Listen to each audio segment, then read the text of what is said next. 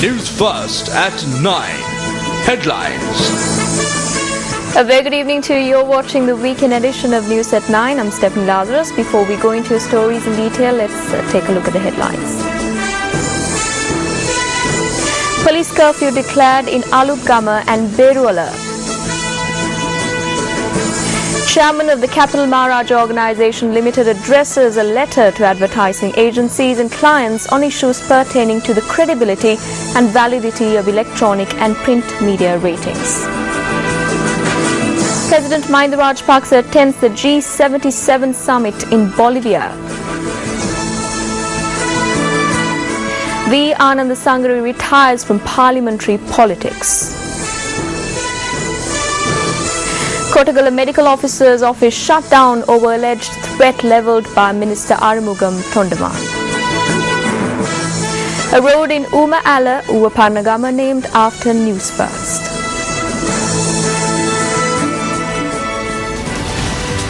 Now stories in detail.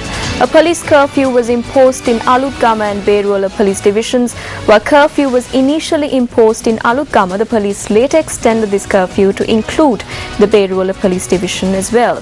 Speaking to Newsfirst, police media spokesperson SSP Adithurone expressed these views. Police curfew has been declared in Beruala police area in addition to Alutgama police area. The curfew will remain until further notice. So therefore, general public are kindly requested to not to move on the road. And apart from that, illegal possessions, violent activities are prohibited. And if they violate the laws and regulation of police curfew, they will be dealt with the law. What you can see on your screen now is footage that we received from our correspondents in the Alutgama area of the situation there.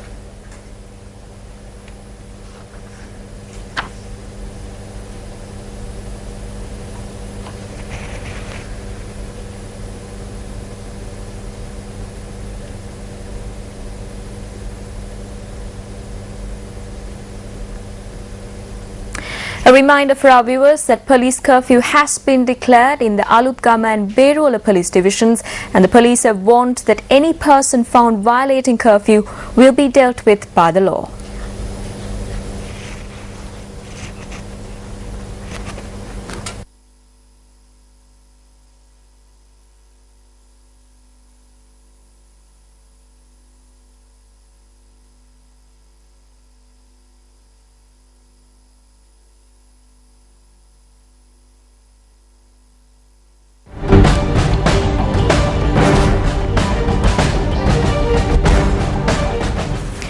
During a meeting with the Prime Minister of Namibia, Hague Geingob, in Bolivia yesterday, President Mahinda Rajapaksa said that the two countries must work together to overcome obstacles, including unjustifiable external forces.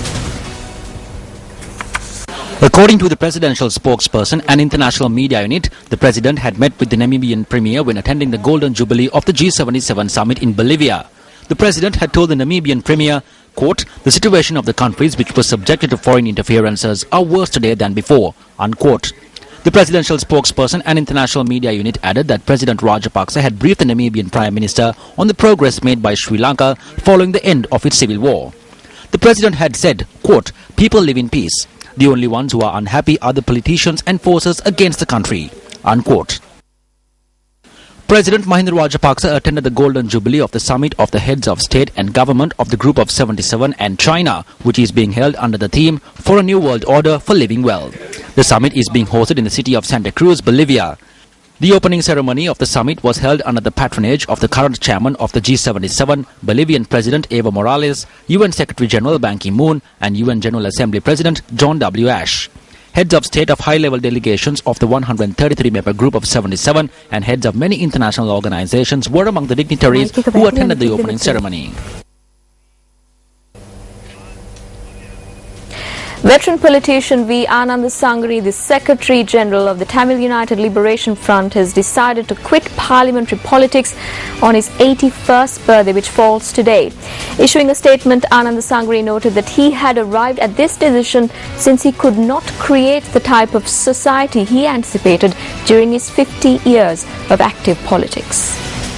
I had been in politics for more than 55 years. I had been working for the people without any remuneration, without any benefit. The people also recognize my services. Now things are different. Now. People have been misled by a group of persons, you see. So all the effort that I took in the last 55 years to build up a society that will be appreciated by everybody, I have failed in that. All the efforts you see that I took all the 55 years you see, had gone waste. So in a situation like that, I started wondering as to why I should undergo all these hardships you see for the sake of the people you see and suffer and earn bad names. So I have decided to not to think about any elections in the future.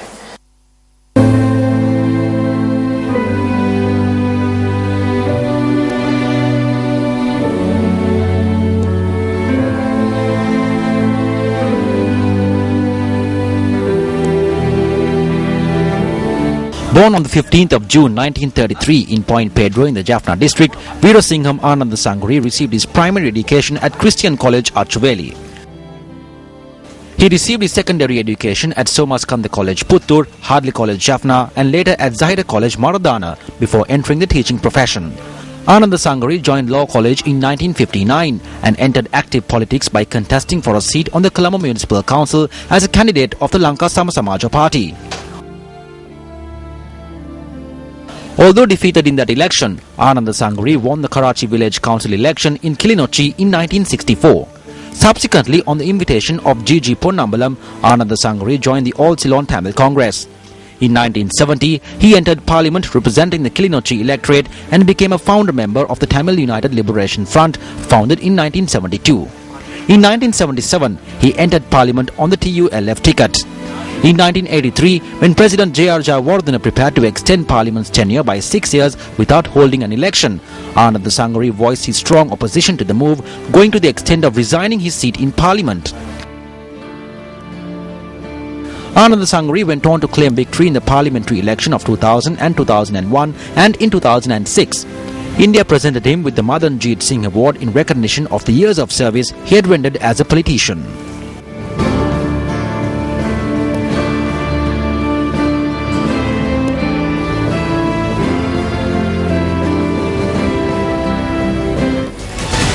The Government Medical Officers Association has decided to shut down the Kottagala Medical Officers Office until further notice. The GMOA says this step was resorted to owing to an incident where the General Secretary of the Ceylon Workers Congress, Minister Arumugam Thundaman, is alleged to have threatened the Divisional Medical Officer. The GMOA charges that Minister Arumugam Thundaman had threatened the Kottagala Divisional Medical Officer Janatha Begunawardena at a disaster management meeting held in the area last week. Meanwhile, a group including the leader of the Ceylon Workers Congress, Minister Muthu Sivalingam, staged a demonstration in the area yesterday demanding the removal of the medical officer in question.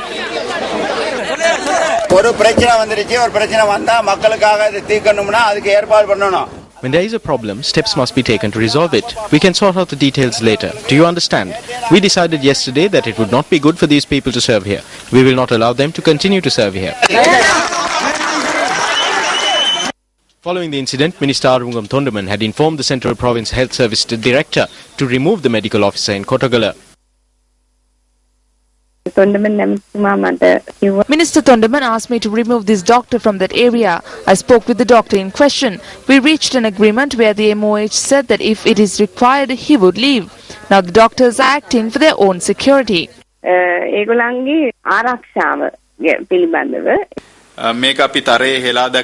We condemn this. We also wish to remind Minister Thundaman that Nuwara is not a separate state. The law of Sri Lanka applies here too. Therefore, please stop exerting undue influence on public officials. The Central Province Director of Health Services meanwhile noted that there had been no complaints regarding the services of the MOH of Kottagala. As far as I am aware, he has rendered a good service to the area. I have not received any reports of mistakes on his part or complaints against him. An incident had occurred during the disaster management meeting there.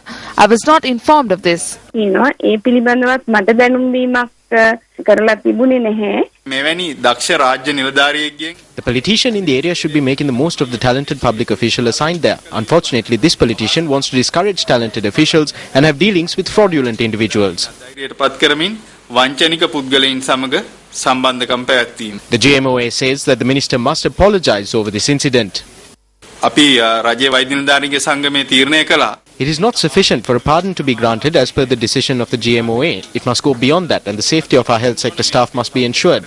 The Minister of Health has granted us a discussion regarding this matter tomorrow. We will take a decision as per the result of this discussion on whether we will stage a token strike across the Nuwara district on Wednesday. ලබන බදාදා නුවරඑළිය දිස්ත්‍රික්කයේ පුරා සංකේත වර්ජනයක් ක්‍රියාත්මක කරනවාද නැද්ද යන වගේ.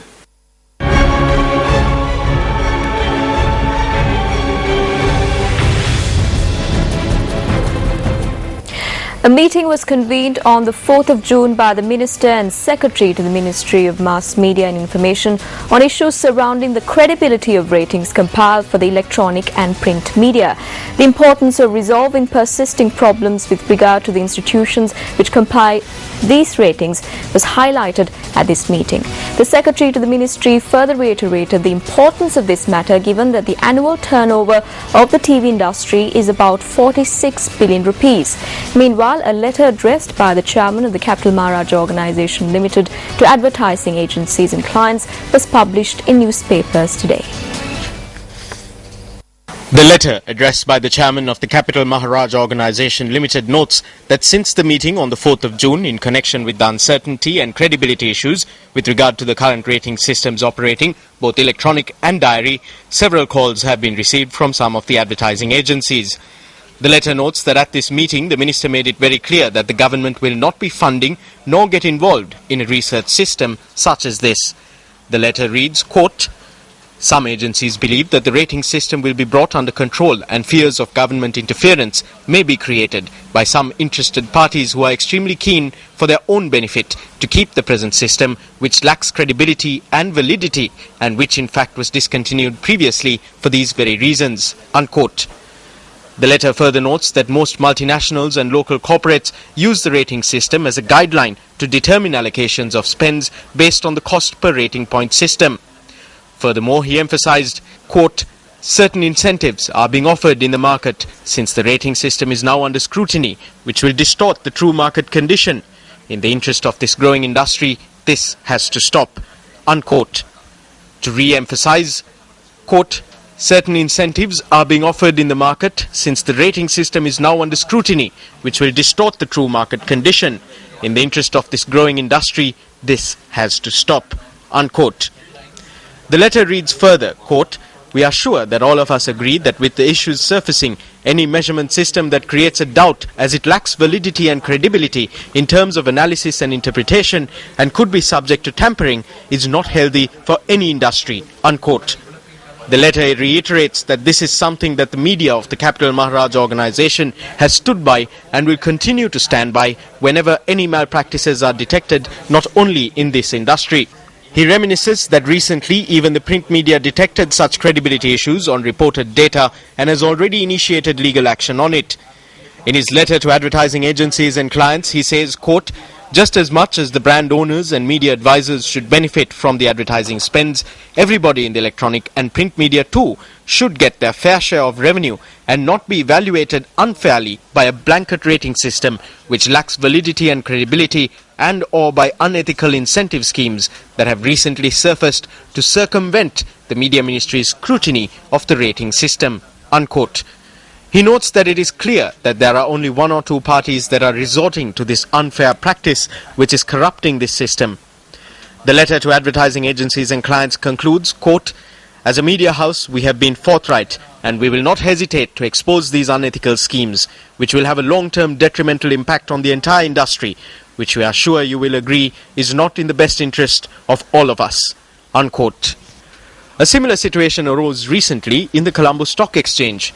Newsfirst took steps to highlight these matters in our segment Barbarians at the CSE, as we see it as our bounden duty to expose to the public eye persons who engage in such corrupt and unethical transactions. Today is the final day of Uva Posanudana. The Posanudana is being organized by the Uva Parnagama United Buddhist Society together with Newsfirst. Incidentally, a road in Umaala was also named after Newsfirst today. The Uva Posanudana, which is centered around the Sri Sudarshanarama Viharya in Umaala, Uva Parnagama, commenced under the auspices of the Mahasangha and the invitees. A Bhakti competition was held in line with the Uva Posanudana, and 10 finalists were chosen to compete with each other.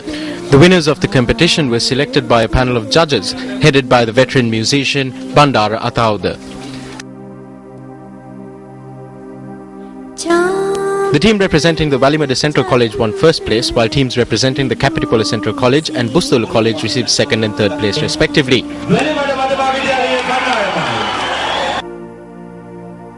The devotees were able to witness the main features of the Posan zone, such as the pandals, songs of devotion, as well as a replica of Mihimtale. A special screening of the film Sri Siddhartha Gautama was also held, while Newsfirst screen tests were also conducted. An art competition for children was also held at the Uva Posanudana today. A number of children representing various age groups took part in the competition. Meanwhile, a health camp was also conducted at the Sri Sudarshanarama Viharya in line with the Uva Posanudana. United National Party parliamentarian Dr. Harsha De Silva expressed his views today in reply to the comments made by Minister Johnston Fernando on the World Bank reports. Dr. Harsha De Silva challenged the minister to take part in a debate on the topic.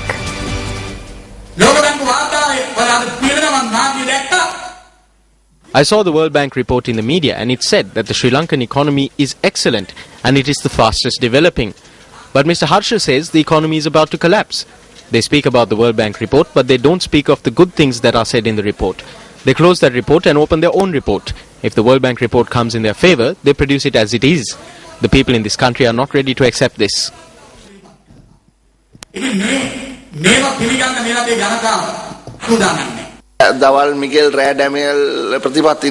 We do not have a changing policy. We always speak the truth, and we are here to say what really happens to our country's economy. The World Bank said recently that the economy of Sri Lanka will grow by 7.4% in 2014. This is what he is bragging about. But the same report says that there will be a drop to 6.9% in the year 2015. The minister does not know this. It also says that it will drop to 6.7% in 2016. I think the minister forgot to mention this. The same World Report says that there isn't a 9 or 10% growth in the economy as the government would like to interpret it. We are ready to debate against anyone who is speaking about the government, about what has happened to the country and what is going to happen to the country.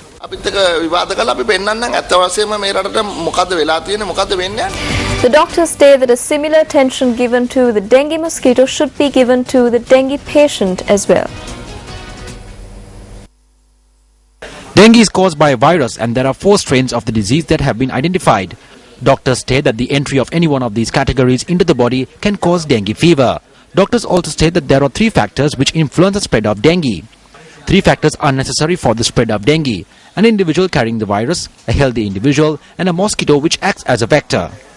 The virus remains in the bloodstream of an infected person for about a week.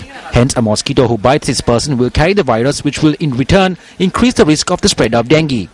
It is the view of the doctors that the spread of dengue can be controlled if the patient is not bitten by mosquitoes.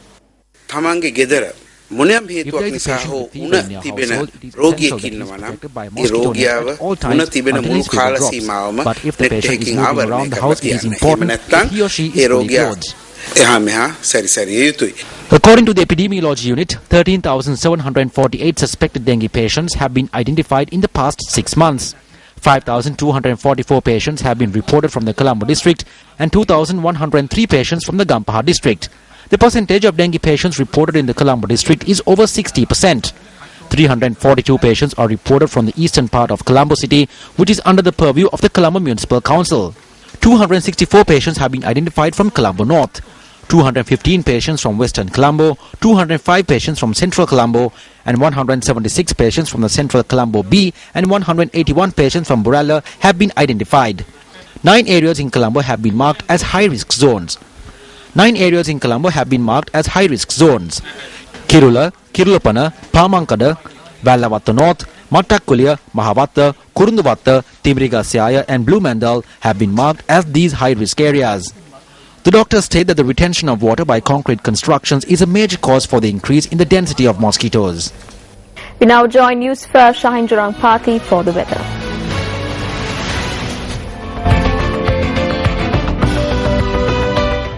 Good evening and welcome to Weather First here on News First. I'm Shahin Jurangpati. Let's take a quick look at the forecast for the next 24 hours. Now, according to the Department of Meteorology, clear skies are forecasted for Anuradhapura, Batticaloa, Trincomalee and Mannar. Now, the department adds that intermittent showers can be expected throughout the day tomorrow in the western, Sabaragamuwa and central provinces and in the Galle and Mathura districts. Now, southwest monsoon winds could also intensify at times with strong gusts, a possibility on the western slopes of the central hills. With that, let's take a quick look at the city-by-city weather forecast for the next 24 hours.